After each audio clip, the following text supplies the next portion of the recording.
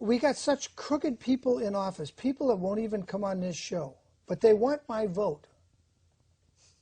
But they won't come on my show and let me answer questions. I'll say 6 judges in this county right now, this election, June primary.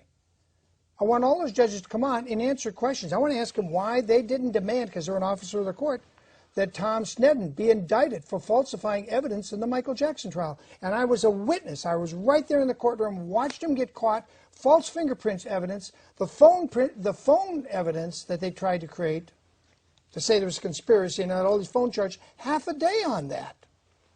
Then Sneddon wanted to withdraw it from the evidence pool in the court. No. The defender, Tom Mesereau, said, that stays on. Judge said, you're right, it's already been entered, it stays. And the jury looked at all this false evidence and said, there's no way we can convict this guy. We got a pile of crap from Tom Sneddon. Now, Tom Sneddon's probably endorsed you, hasn't he? No. I know Tom. I know kind of briefly. I never was really that close to him, because I was obviously Did you he was an elected official, and I was, You wash your hands after shaking his hand? I mean, this guy literally falsified evidence, and it's on the record.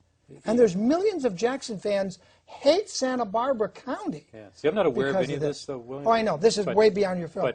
But I've always had good thoughts of Tom. I always thought he was a very honorable, good DA. I did too. So I'm not aware of any of this. Tom Sneddon put some bad people in jail that needed to be in jail. I think he was a successful DA.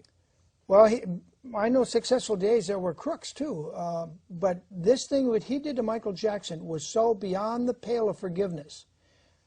I have to say, and I know this won't make me popular with Gordy Auchincloss and Ron Zonin and that old bunch of DAs, and certainly not Dudley or Josh Lynn, but I believe Tom Sneddon should be serving time in prison, and that's where he should be getting his.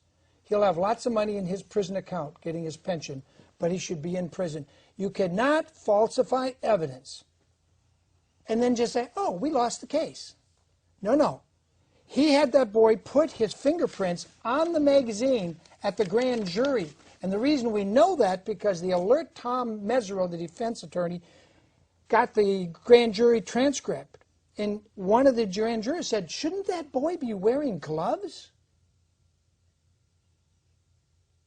Then after the grand jury, they sent it out for fingerprints analysis.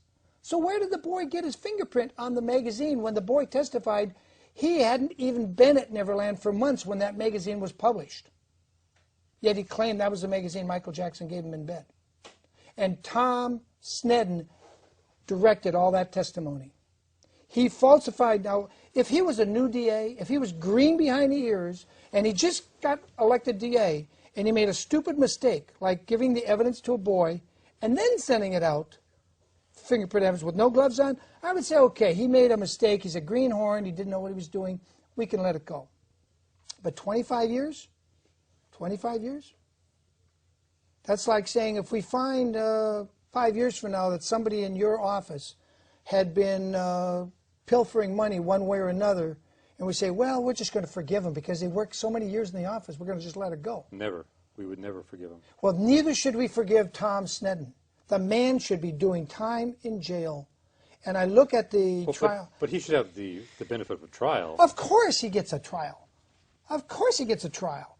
And we bring on the record, we bring the record from the Michael Jackson trial and say, here it is, jury, the man is guilty of sin. And we lay it out. We lay out the grand jury's transcript, and there it is. And put that Tom Sneddon in prison. He needs to do some hard time. Just because you put bad guys, it's like saying if a cop stopped 10 bad guys from robbing Mr. Hagen's house. And every year these bad guys come to rob you, and the cops show up and they stop them. But 1 year... I'd be very happy. Of course you would be happy. But if the same cop came back one day and said, well, you know, I think I should rob Mr. Hagen, and he shoots Mr. Hagen and takes your money. Now I wouldn't be happy. Right, exactly. It's my point. That's exactly my point. Now do we say, well, the cops stopped all these bad guys for 10 years, so we'll just give them a free pass this one time. No, that's not the way it works. That's right. That's not the way it works. That's not the way the American system works. Exactly. Thank you, Mr. Hagen. I wanted to get your agreement. Tom Sneddon should be in prison because the evidence is there. That's not what I agreed to, William. Did I get you? Did I suck you in there, Mr. Hagen? All right. I know you didn't agree to that. I know you didn't. I'm just pulling a little fast. I know you are. I mean, people won't, if we get too dry about numbers, people will tune out. Start turning the channel, right? Yeah, they'll go to another channel. And I want to give you the last 3 minutes here before we go to tape. We have an interesting tape, people. I promised you. Remember the 6 judges that are not being opposed because the gang of criminals known as the Bar Association has written the laws. It wasn't this way when California was created 160 years ago, plus. But about 90 years ago, they changed the laws. They brought in the Bar Association, and then they said, oh, Mr. Hagan can't run for judge no matter how much experience he got. You have to be a member of the bar for 10 years. That was never the intention of the Republic of California when it was founded. They have corrupted the entire system. Now we got 6 judges. This June primary will not even be seen on the ballot. They're automatically reelected. Listen to what I said. Automatically reelected, and you didn't even vote for one of them. All they had to go out and get 25, 35 signatures, pay a 1% fee of their salary, their monthly salary, and boom, they're automatically reelected. But I couldn't run against them. Cassandra couldn't run against them. Mr. Hagan couldn't run against them. For a salary that pays $171,000 a year plus bennies, and nobody can run against them except approved. And now they do a meet and greet, and watch this.